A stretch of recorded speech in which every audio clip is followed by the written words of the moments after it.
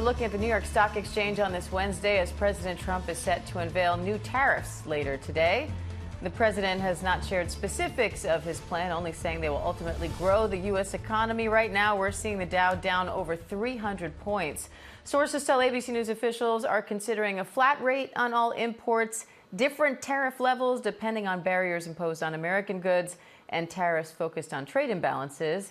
But economists are warning, regardless, it will be Americans paying higher prices. ABC News business reporter Alexis Christoforous is here for more. So, Alexis, what are you watching for as trading starts ahead of this big announcement? Well, right out of the gate, we're down more than 300 points on the Dow. The market's really been going through it, right? Really, these tariffs have caused chaos in the stock market. The S&P 500 now down more than 9% from its recent high. The NASDAQ composite down about 15% from its recent high.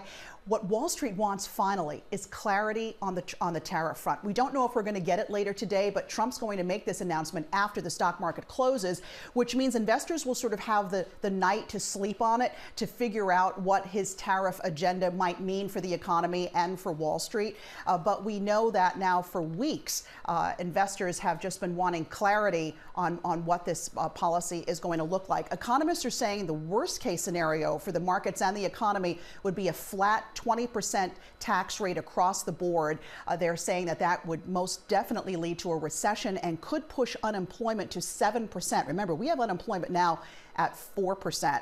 Also, the market is just absolutely disregarding some pretty good economic data we got today on jobs. Private employers added more jobs than expected last month. Of course, we get the big unemployment report for the month on Friday. But all they care about right now, Diane, the tariffs. What will they look like and what will the ramifications be? All right, business reporter Alexis Christoforous, thank you. That is the big question so many are wondering today.